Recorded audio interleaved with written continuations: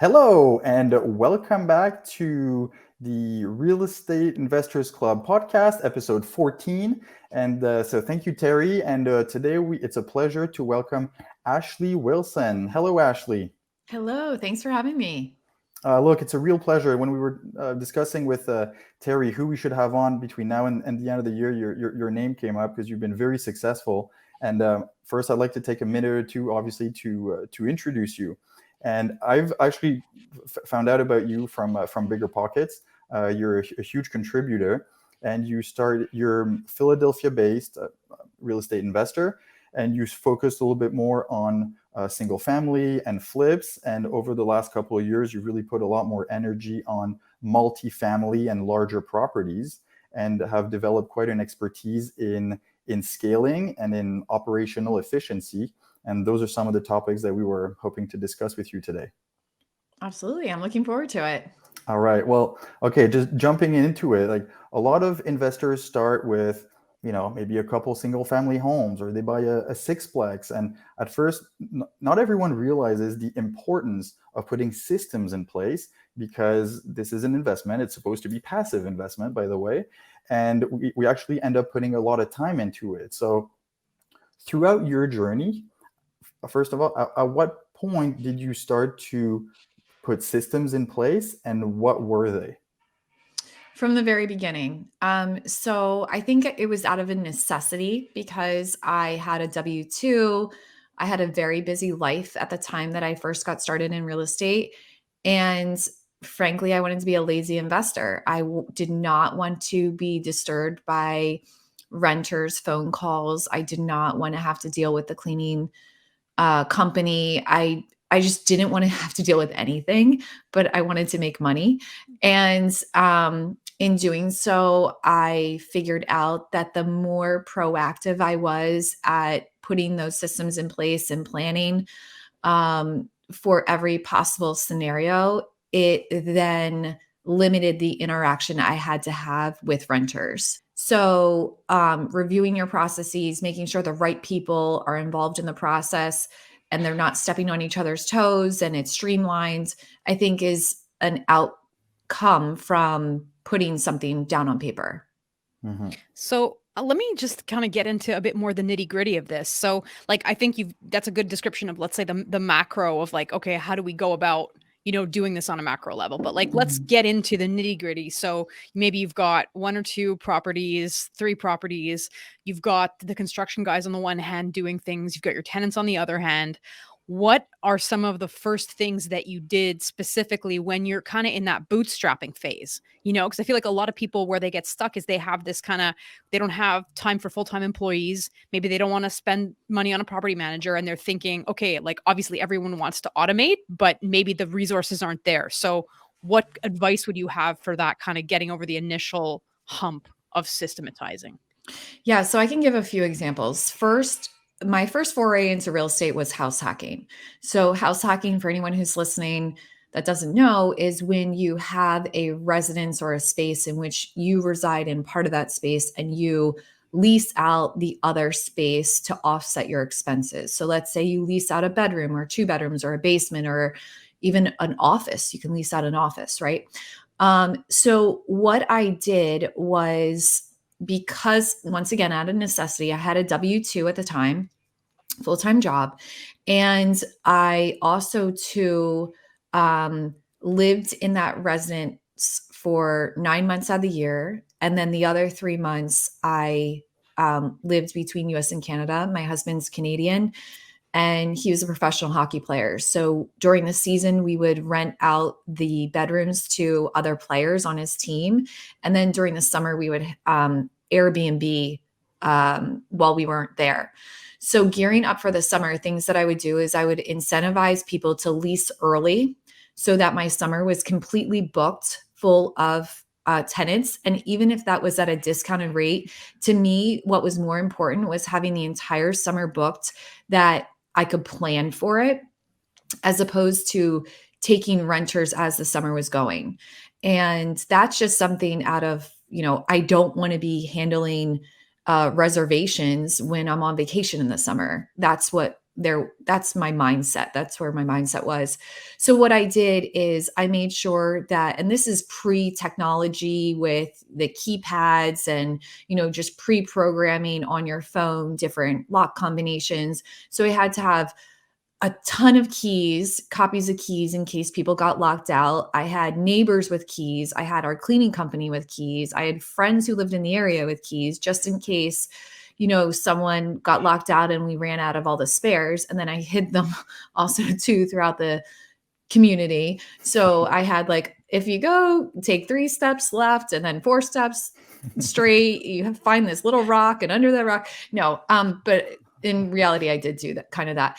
And then I also too had multiple sets of linens.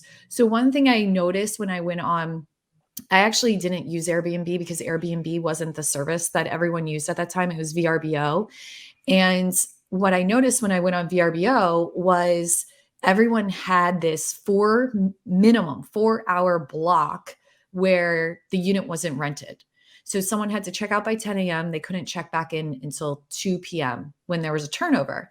And I thought to myself, well, if I was renting, I would want to be able to check in as early as possible. It might even be a reason why I would rent from one place versus the other. So I did mine in a 2-hour block. So you had to check out by 10 a.m. You could check in by 12 p.m. And what I realized, that created even more demand because people wanted to check in earlier. They didn't want a day wasted on vacation. And other things I put in place is prior to their arrival, I had a whole workup on what to expect at the house, where extra supplies were. Say, for example, if the fire alarm was beeping or smoke detector was beeping, you could switch out the batteries and where those batteries were. I just had everything outlined, sent via email. And then I also had a copy on site. So that copy on site was hung in a picture frame on the dining room wall, and it listed out, if there's a plumbing issue, here's the contact person. If there's electrical issue, here's the contact person. If it's a general question, here's the contact person. So all of those calls directly went to those people, as opposed to me being a gatekeeper of those calls and getting those calls at 2 a.m. It's crazy to me how systematizing things can make running a business so much easier and so much more profitable, but it takes hard work up front. You're going to do that hard work no matter where you do it. You're going to either do it up front, in the middle, throughout the entire process if you're not diligent about it. But to me, if you do it up front, you can make profit faster than you can if you drag out the process. Mm-hmm. And the systems that you've described also really allow you to scale, because you're not taking care of the other ones. You're really just focusing on new acquisitions and where you want to take the business. So with your experience that you've just described here with I was going to say short-term rentals, but I guess they weren't, the vacation rentals, at what point did you start to pivot and to go towards multifamily? Great question. So after short-term rentals, I actually went into flipping high-end homes with my father. And we are celebrating actually this week 7-year anniversary of that business, which is fantastic. But then with multifamily, so my husband's career took us over to Europe, and he was playing in Europe and Russia for 4 years. And while he was playing over there, that's when I started the flipping business with my dad, which is crazy because I was over in Europe flipping in the US. But then we both realized that we wanted to go into commercial real estate, into multifamily. And we realized that large multifamily is a very personal, relationship built business that is very hard to execute when you're abroad. It really involves your relationship with brokers and sellers, and you have to show a lot of face time.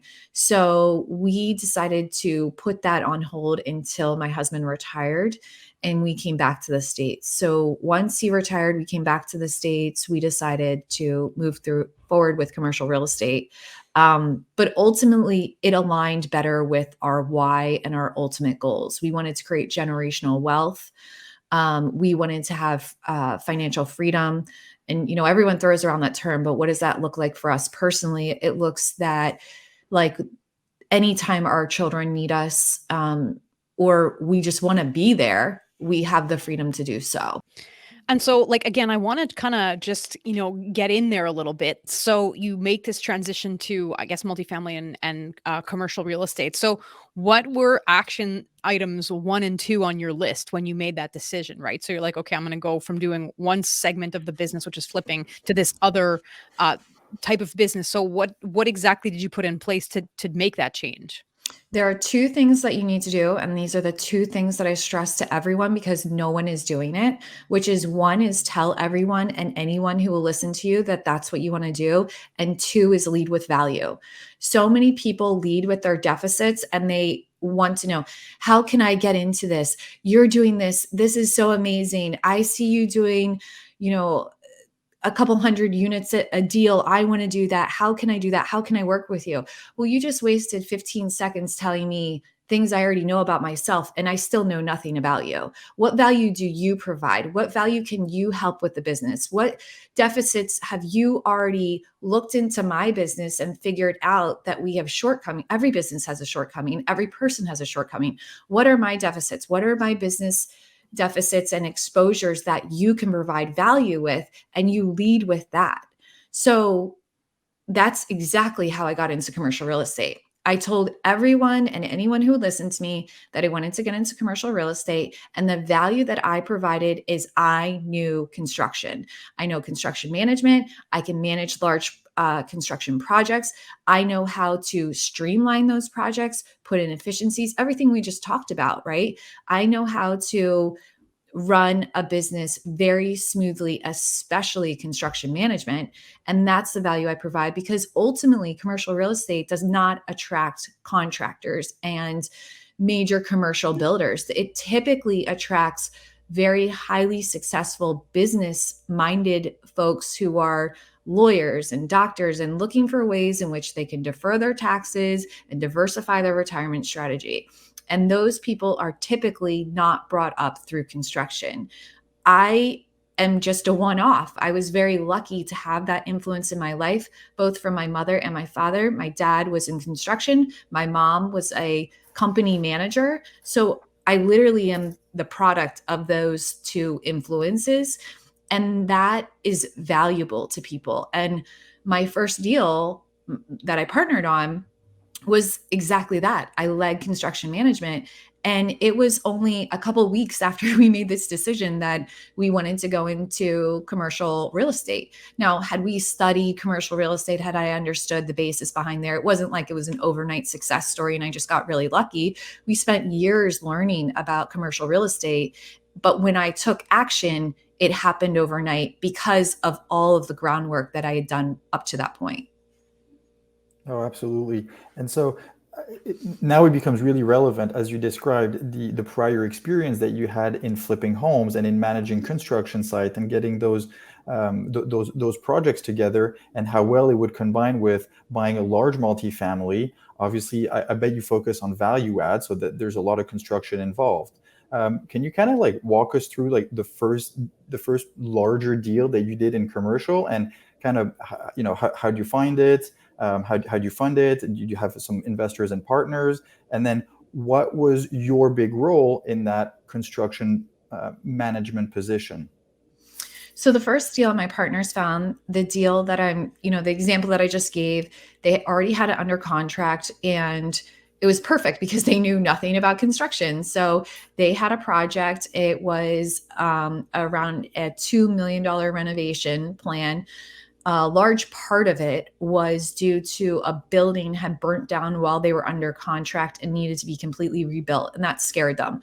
Working with the insurance company, rebuilding the property. And to me, I had done stuff similar to that. So to me, that wasn't a stretch for me. That wasn't like, oh, this is not something I'm capable of. So it was a perfect situation in the sense that they needed someone with experience. I wanted to get into this space and gain experience, but I also wanted to provide value. So we both provided value to each other. And that's how I got in. So in terms of managing of the project, I hate this saying because I love elephants, but it's like, how do you swallow an elephant? One bite at a time. And that's what it is. It's really just taking the entire project and breaking it down into digestible pieces to understand, okay, this is how we need to do this. But it's also understanding order of operations, right? So if you have a leak in a property, you don't fix the drywall first, you fix the roof first, because otherwise you fix the drywall, it's still leaking. You got to keep fixing that drywall, right? So as long as you're moving, and as long as you're willing to constantly look back and say to yourself, okay, I'm not perfect. What mistakes did I make? And reflect on the situation, learn, and then, course correct and make sure that you put processes in place for next time that speak to, whatever deficit you had previously, then you're able to improve. And case in point, not related to commercial real estate, but just to kind of put that in practice, the first year my dad and I were in business, we flipped a house and it took us 9.5 months to do. A year later, we flipped the exact same project, except a larger scope, and it took us 9.5 weeks. Ooh. And there's a reason why we were able to do that. When I first started out, I didn't know the entire process. My dad really educated me, and the type of mind that I have, unfortunately, I can't just focus on macro. I have to understand every micro step along the way. And then I get bored knowing that, and I just want to go to macro. So what I have to do is I have to learn every step of the process, put in a plan that streamlines that process, and then I go to the macro view. And that's what I did there. So my dad explained, we literally did the house physically together every step of the way. And what I realized is a lot of things that he was saying had to occur sequentially could actually occur in parallel. It took a little bit of adjusting, and it took, working together with different subs and having everyone on board and being in a good working environment. But ultimately, that's what got us from 9.5 months to 9.5 weeks. And if you take that same mindset and apply it to commercial, there's the multiplier effect. So in residential, you're flipping, you get these surges of cash, but in multifamily, because of cap rates and how evaluations are calculated, it's a multiplier. But I want to, while we're kind of toggling between micro and macro, like maybe more of like a macro question. So I feel like a lot of our, our audience who are kind of starting out, like investors who are kind of trying to get their feet, I think in theory, it sounds good, like find a way that you can add value. But I think what happens when you start out is that you kind of get intimidated by the fact that everyone else is experienced, and maybe people don't know what value they could bring to the table. I don't know if you have any advice. Maybe for you, it was just easy because you did have that construction background, but I don't know if you have any kind of reverse engineering advice as to how people can come into something with maybe someone who's more experienced and have a sense for what kind of value they can bring.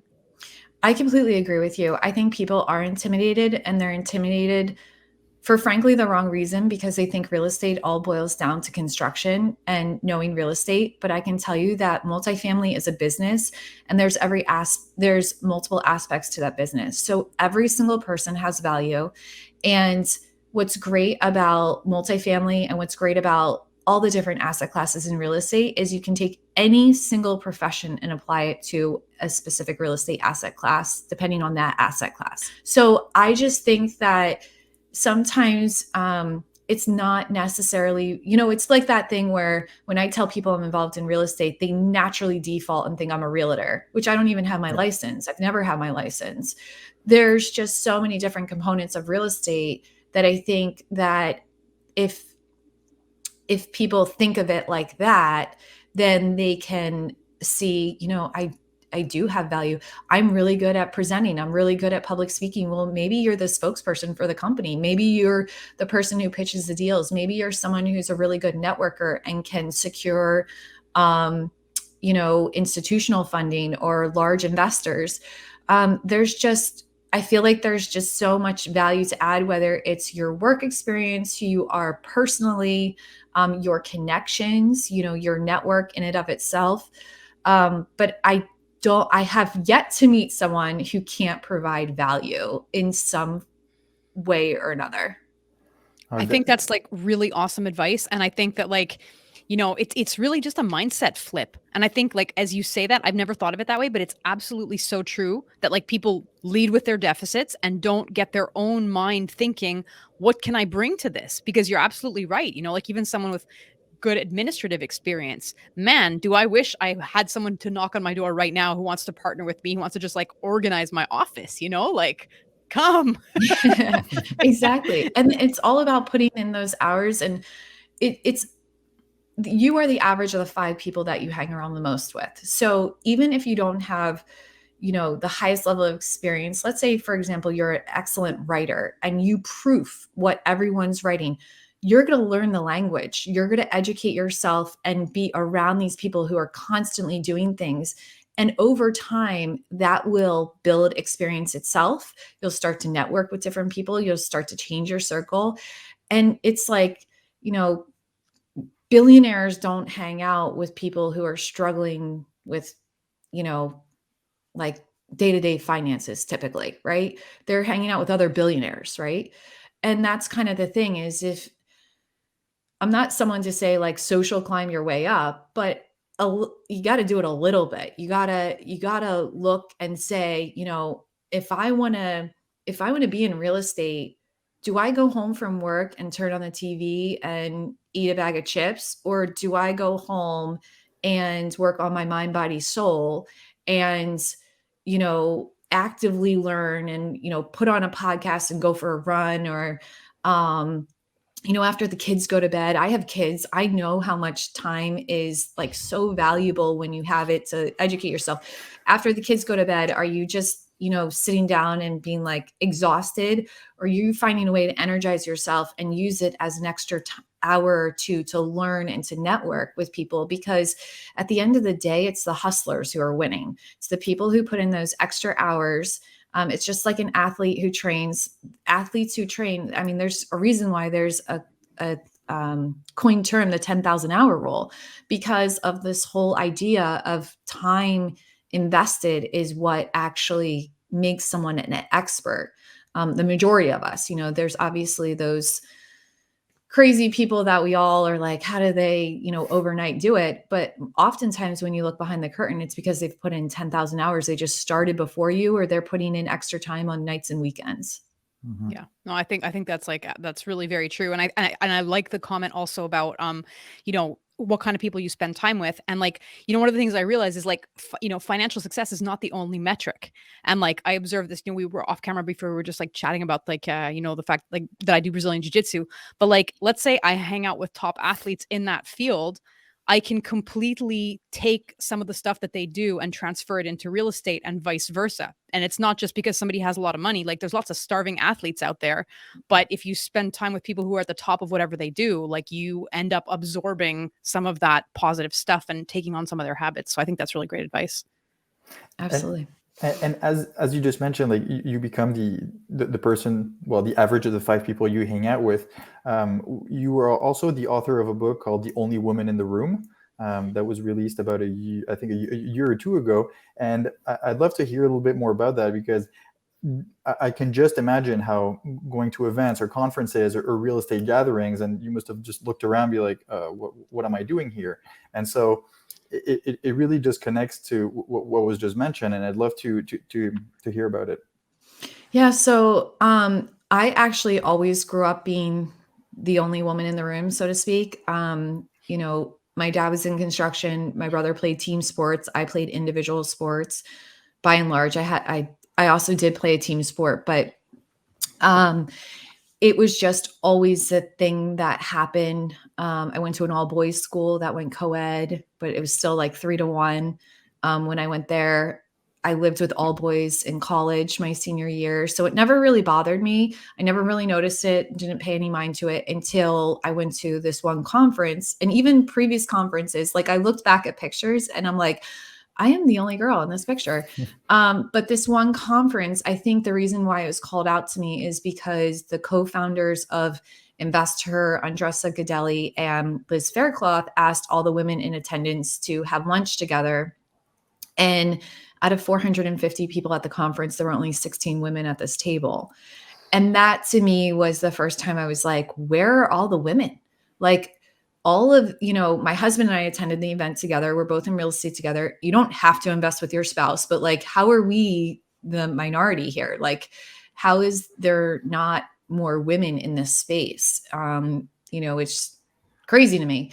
So that gave me the idea for the book. And I didn't know at that time that I would ask 19 other women to co-author it with me.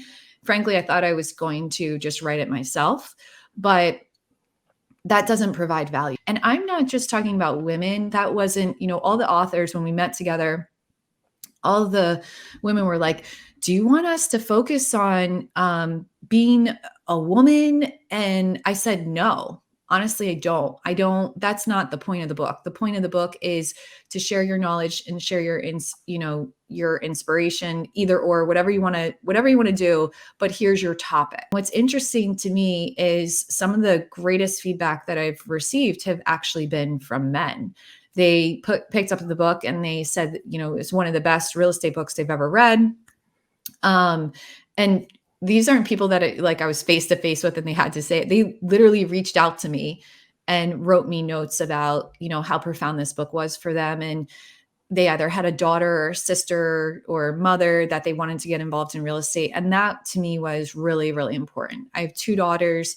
I want them to feel that they can do anything and everything that they dream of. So it's important to me to lead by example and provide support for all of these women too. So yes, I definitely wanted to help the community at large, but I also wanted to propel the women that I thought should be in the spotlight already. Wow. No, it's really, really great. I wanted to ask, another question. I think underneath a few of the things that you've said today, I can hear the quotes that I can identify from, let's say, Jim Rohn. I think it's Jim Rohn with the 5 people who were in the room.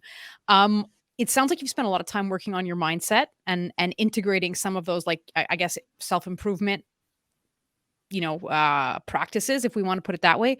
What could you recommend? Maybe do you have like a top 3 of the influences that have really like helped you work on your mindset? Ooh, that's a really good question. I don't think they're going to be the people that you probably think they are, but let's first start with I was a psychology undergrad. So I am very intrigued by understanding different perspectives and being open to different ways in which people think. And I think that the more open you are to different people's perspectives, it allows you to make the best decision because you become a microcosm for um, uh, decision making. So, for example, there's a study that shows that you arrive at the best decisions when you have a diverse audience, but you arrive at the quickest decisions when you have a homogeneous audience. So I take that and I say to myself, okay, how do I make myself diverse? Like, how do I come up with the best decisions? And to me, it's by considering like every single angle, how people think of things. So that's what I try to do. And I try to stay positive. And the people who have influenced me and gotten to me that, um, gotten me there is one that I always think of is my grandfather. So my grandfather picked me up from school every single day. He was a huge he was almost like a parent. Both my parents worked. I grew up in lower middle class for sure, if not lower class. And my grandfather was a huge influence. And specifically, he went to college when he was 16. He was a brilliant man. And every single day he would educate me on something I didn't know. Like, for example, he would give me 2 words and I would have to know the difference, like omniscience and effervescent. And he would speak to the word origin and he would speak to what the difference of the word is. But he created this passion for me of learning. So that is someone who had a profound influence on me. So when I don't know something, it never frustrates me and it never intimidates me. It to me just says that I need to seek to find that information, and that information is available either in a resource or and that resource could be either a book or a person. So that to me is, obviously a huge impact on my life. My grandmother on my dad's, so my grandfather's on my mom's side, and my grandmother on my dad's side was very influential because she was a Spitfire. And she just, she worked when women weren't working. She was the head of the household. Everyone listened to her. And I don't mean in the house, I mean also outside of the house. Like, she ran the show. And to me, that was a huge influence as a female role model, that we're equals. To be in my grandmother's generation, that was very rare. So my grandmother had a huge impact on me, and my mindset of, like, my gender doesn't limit my capability. Having a support system and having friends, that's one thing that I think people don't spend enough time on, is they don't realize that they want all these things, but they're surrounding themselves with people who are not supportive. And I'm not saying just yes people, because that's not helpful either. But I'm saying people that really intrigue you, support you when needed, challenge you when needed, and they understand that balance. I think when you put yourself in a position that allows you to be vulnerable around people that are safe, and it's a good way to tell whether or not those people are safe. If you're vulnerable and they make you feel horrible, those are not the people you should be around. And if you're scared to even be that way, you're going to be scared, but there's a different type of scared. Scared of being attacked is different than scared of, okay, now I'm going to reveal my cards for the first time. What are they going to think? That's a different scared. So if you feel the latter, you're with the right group. If you feel scared because you're being attacked, I would just readjust your circle. But having a strong mindset, do I have bad days? Yes. But do I let those bad days carry on? No, I can't. Like, I know my body very well. I know my mind very well. And I know that once I start going down that path, if I continue to go down that path, I'm not successful. And I'm not a good role model for my family. So oftentimes I say to myself, well, if I saw my daughter having the same issue, what advice would I give her? And then I give the advice I would give her to myself. That's I think you both, Axel and I, are parents. Our kids are pretty young, but I think that's like some good advice. Yeah. And I was actually taking 2 minutes to take it in and be like, wow, that's spot on. So I think we're kind of getting to the end of our time for today. I want to just ask you something a bit more open-ended. Is there any one piece of advice you want to share with our audience before we kind of move on to conclude the interview? Keep moving. Just keep moving. Keep working hard. It's not easy. If it was easy, everyone would do it, but it's good that it's not easy. You don't want everyone to be doing it, because then, it's harder to be successful because everyone's doing it. You just have to keep moving, and you break away from the masses, and then you break away from another group, and you break away from another group, and you keep moving. It's almost like you're running a marathon. It is a marathon. It's not a sprint. And you just have to break away from one crowd, and then break away from another crowd, and break away from another crowd. And that's how you do it. But if I looked at myself, even a year ago, and said I would have, because currently we have a 409 unit property under contract. And a year ago, if someone said, a year from today, you're going to have a property under contract and it's 409 units, I would say, no way. But it's just, when we put the offer in, it was a logical, like, we can do this, no big deal.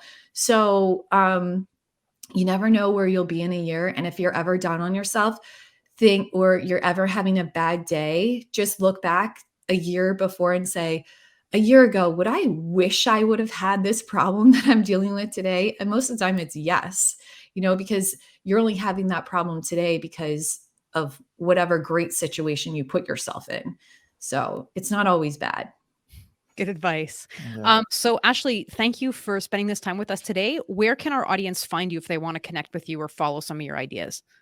Yeah. So my company's name is Bar Down Investments. So you can find us at bardowninvestments.com. You can also follow me on Instagram at badashinvestor.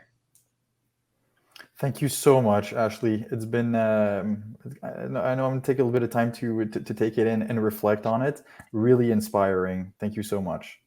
Absolutely. Thank you both. Thank you.